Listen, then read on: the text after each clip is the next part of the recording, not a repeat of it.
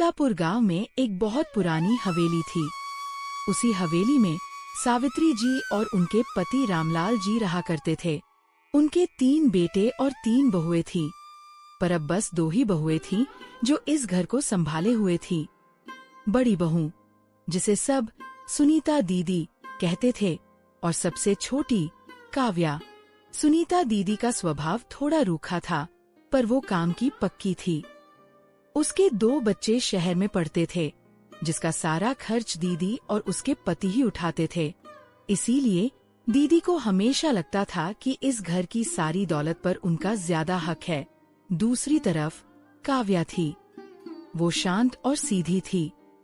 उसका एक बेटा था, करण, जो उस वक्त 12 साल का था। काव्या का जीवन बस अपने सास ससुर की सेवा और करण की परवरिश में सिमटा हुआ था। घर का सारा काम, रामलाल जी की दवाइयाँ, सावित्री जी के खाने का ध्यान, सब काव्या ही देखती थी। बीच वाली बहू रीटा की कहानी अलग थी। शादी के बस 2 साल बाद उसने अपने पति को लेकर शहर जाने की जिद की थी। रीटा बेटी, मत जाओ ना। माँ जी, यहाँ क्या रखा है? शहर में मेरा पति ज्यादा कमाएगा। वैसे भी आपकी सेवा के लिए दीदी और काव्या तो हैं ही। एक उदास शाम रामलाल जी ने अपनी अंतिम सांस ली। घर में मातम छा गया। सुनीता और काव्या दोनों ने मिलकर सारे अंतिम संस्कार की व्यवस्था की।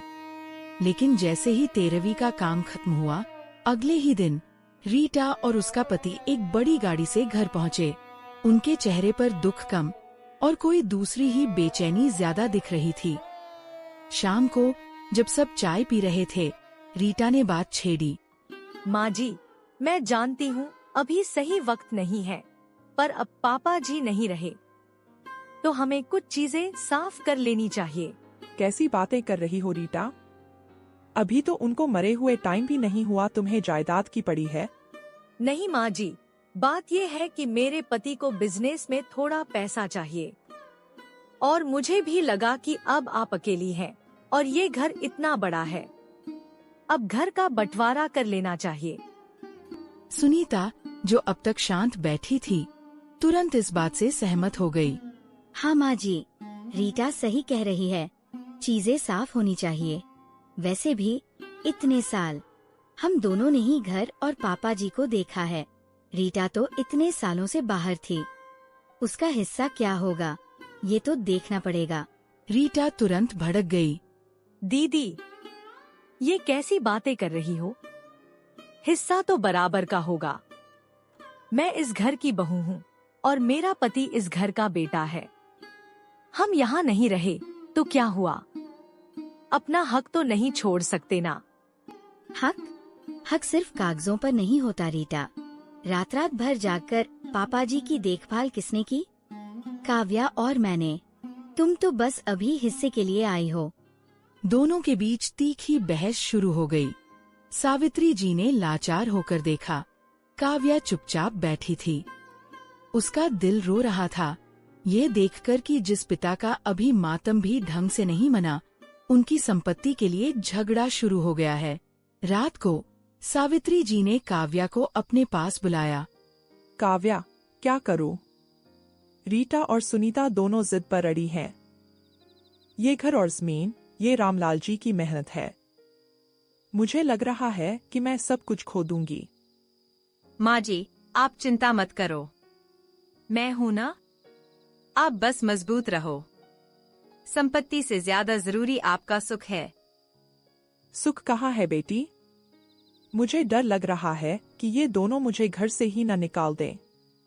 सुनीता भी चाहती है कि सब उसे ही मिले, क्योंकि उसने ज्यादा सेवा की, और रीटा तो बस पैसा देख रही है।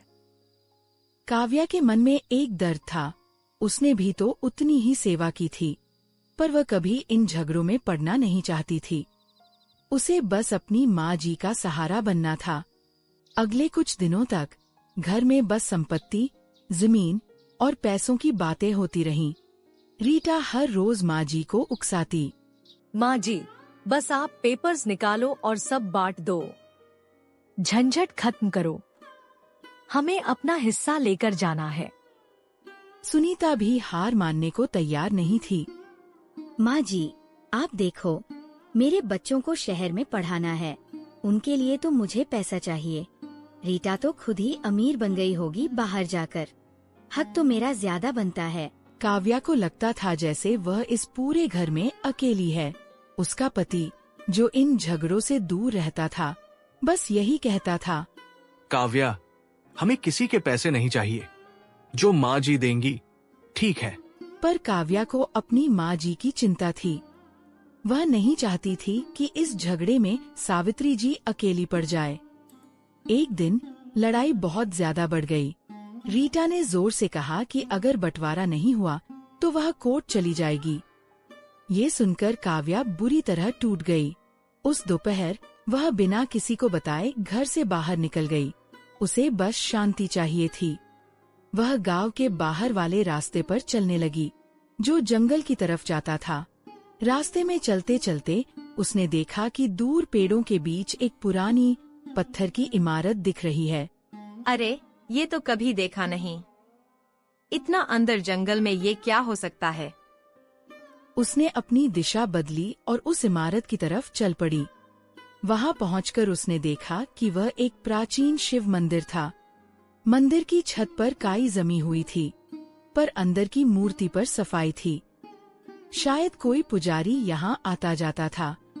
काव्या ने मंदिर के अंदर जाकर दिया जलाया और हाथ जोड़कर जमीन पर बैठ गई।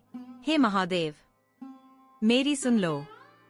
मैं कुछ नहीं चाहती, न ये घर न पैसा। बस मेरी माँ जी को चैन मिले और मेरे बेटे करण को एक अच्छा रास्ता मिले। मैं अकेली पड़ गई हूँ। रीटा दीदी सब पैसों के पीछे भाग रहे हैं। मैंने जो सेवा की उसका कोई मोल नहीं रहा। मैं बहुत लाचार हूँ भगवान, मुझे कोई रास्ता दिखाओ। काव्या रोती रही और जब वो शांत हुई तो उसे लगा जैसे मंदिर के गुंबद से एक गहरी धीमी आवाज आई। हे भक्त, तेरा न्याय तेरा बेटा ही करेगा, तू चिंता मत कर। तेरी सेवा और तेरा सच्चा दिल व्यर्थ नहीं जाएगा। तेरा पुत्र देवराज एक दिन बहुत बड़ा आदमी बनेगा। वह तुझे किसी चीज की कमी महसूस नहीं होने देगा। तेरी नैया वही पार लगाएगा। तू बस मजबूत रह और अपने बेटे पर विश्वास रख। काव्या घबरा गई, पर उसका मन शांत हो गया। यह कोई वहम नहीं था, यह साक्षात आशीर्वाद था। उसे महसूस हुआ जैसे उसके अंदर एक नई ताकत भर गई है। वह मंदिर से बाहर निकली। सूरज डूब रहा था, पर काव्या के मन में आशा का उजाला फैल चुका था। काव्या घर वापस लौटी तो उसने देखा कि बहस एक नए स्तर पर पहुंच चुकी थी। रीटा और सुनीता अब अकेली नहीं थी। उनके पति सोनू और मनोज भी मैदान में कूद चुके थे। काव्या के पति राकेश हमेशा की तरह कोने में चुपचाप बैठे थे। सुनीता और उसके पति सोनू का मानना था कि घर की ज्यादातर दौलत उन्हें मिलनी चाहिए। सोनू, जो हमेशा अपनी पत्नी सुनीता का समर्थन करता था, चिल्लाया, माँ, ये कैसी बात है? हमने घर की सारी मरम्मत कराई, सुनीता ने रात रात भर जाकर पापा की सेवा की। और रीटा, तुम कौन से हक की बात कर रही हो? तुम तो तब आई जब पिताजी की 13वीं की मिठाई भी खत्म हो चुकी थी। सेवा का हिसाब किताब लगा रहे हो? हम शहर में थे तो क्या हुआ? हमारे पैसे भी तो लग रहे थे। क्या शहर में रहना फ्री होता है? हाँ माँ, सीधी बात बताओ। ये घर, जमीन, सोना 3 हिस्से होंगे या नहीं? हमें कोई भावनात्मक ड्रामा नहीं चाहिए। अरे बस करो, ये क्या बाजार लगा रखा है? मेरे पति अभी गए हैं और तुम सब पैसों के लिए लड़ रहे हो। माँ जी, आप इमोशनल मत होइए। इमोशन से घर नहीं चलता। मेरा बेटा दिल्ली में पढ़ रहा है। काव्या को मत देखिए, उसका बेटा तो गांव में ही रहता है। उसे क्या जरूरत है? सुनीता दीदी, आप मेरे बेटे को बीच में क्यों ला रही हैं? रीटा ने काव्या की तरफ देखकर ताना मारा। तुम चुप ही रहो। तुम्हारी सबसे ज्यादा लाचारी है यहाँ। तुम्हारा बेटा तो सिर्फ गिल्ली डंडा खेलता है, उसे कौन सी बड़ी जायदाद चाहिए? काव्या को रीटा की बात चुभ गई। उसे मंदिर में मिला आशीर्वाद याद आया, पर वह अभी लाचार थी। माँ जी, मैं आपसे कुछ नहीं मांग रही, बस आप इस झगड़े को खत्म करो। आप मेरी चिंता मत करो। सोनू ने तुरंत मौके का फायदा उठाया। देखा माँ, काव्या तो खुद ही कह रही है कि उसे नहीं चाहिए, तो फिर 2 ही हिस्से बचे, मनोज और मेरा। क्यों भाई? राकेश, बोलो, तुम्हें अपना हक नहीं चाहिए? मुझे कोई हक नहीं चाहिए। मैं अपनी पत्नी और बेटे का पेट भर सकता हूँ। मुझे आप लोगों की लड़ी हुई दौलत नहीं चाहिए। ये सुनकर सुनीता खुश हो गई और रीटा ने ताली पीटी। वाह, क्या त्याग की मूर्ति है। चलो ठीक है, तो अब 2 हिस्से बचे। अगले कुछ दिनों तक घर एक अखाड़ा बन गया। संपत्ति के हर एक छोटे टुकड़े पर जोरदार बहस होती थी।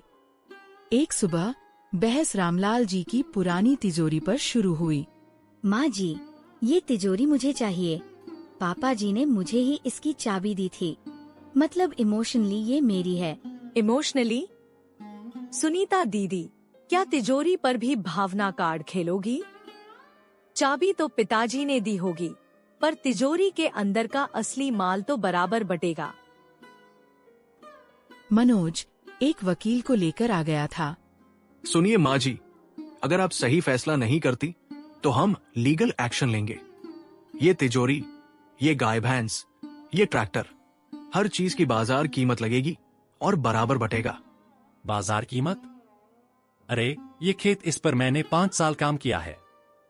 इस खेत की मिट्टी ने मेरी पसीने की गंध पी है, इसलिए इसका आधा हिस्सा मुझे चाहिए। ओह माय गॉड, पसीने की गंध! क्या अब जमीन की खुशबू के हिसाब से बंटवारा होगा? क्या तुम उस पसीने का सरकारी प्रमाण पत्र दिखाओगे, सोनू जी? बस, मैं बंटवारा कर रही हूँ। तुम सब 1 मिनट के लिए चुप हो जाओ। मैं अब और नहीं सह सकती। सावित्री जी ने एक कठोर फैसला लिया। घर, बड़ी जमीन और बैंक में जमा सारा पैसा सोनू और मनोज में बराबर बटेगा। जाओ, खुश हो जाओ, तुम दोनों ने यही चाहा था। और काव्या, मेरी सबसे छोटी बहू, काव्या को घर के पीछे वाली छोटी जमीन, जिसे सब बेकार मानते थे, और मेरे खुद के गहने मिलेंगे। ये रामलाल जी की संपत्ति नहीं, मेरी कमाई है। ठीक है माँ जी, जैसा आपको सही लगे। फाइनली अब इस सिरदर्द से मुक्ति मिली। काव्या ने शांति से अपना हिस्सा स्वीकार कर लिया। उसे खुशी थी कि माँ जी के गहने उसके पास रहेंगे और छोटी जमीन पर वह कुछ नया शुरू कर सकती थी। उसका बेटा देवराज, जो ये सब ड्रामा देख रहा था, अपनी माँ की लाचारी और चुप्पी को महसूस कर रहा था। संपत्ति का बंटवारा हो गया। कागजों पर अब सब कुछ साफ था, पर रिश्तों पर गंदगी जम चुकी थी। सुनीता और रीटा ने अपना हिस्सा लिया। रीटा तुरंत शहर चली गई, अपने हिस्से का पैसा बिजनेस में लगाने। सुनीता और सोनू बड़े घर और जमीन के मालिक बन गए। काव्या ने अपने हिस्से की छोटी जमीन पर बागवानी शुरू की और माँ जी के दिए गहनों को संजो कर रखा। उसने अपनी सारी मेहनत और आशा अपने बेटे देवराज पर लगा दी। देवराज को माँ की इस लाचारी ने भीतर से हिला दिया था। उसने अपनी माँ को कभी किसी के सामने अपमानित नहीं होने देने की कसम खा ली थी। अगले कुछ सालों में काव्या का बेटा देवराज बड़ा हुआ। देवराज ने ऑनलाइन बिजनेस और टेक्नोलॉजी की दुनिया में एक बड़ा नाम कमाया। वह बहुत कम उम्र में ही एक विशाल कंपनी का मालिक और सफल बिजनेसमैन बन गया। किसी ने सच ही कहा है, कर्म करते जाओ, फल की चिंता मत करो।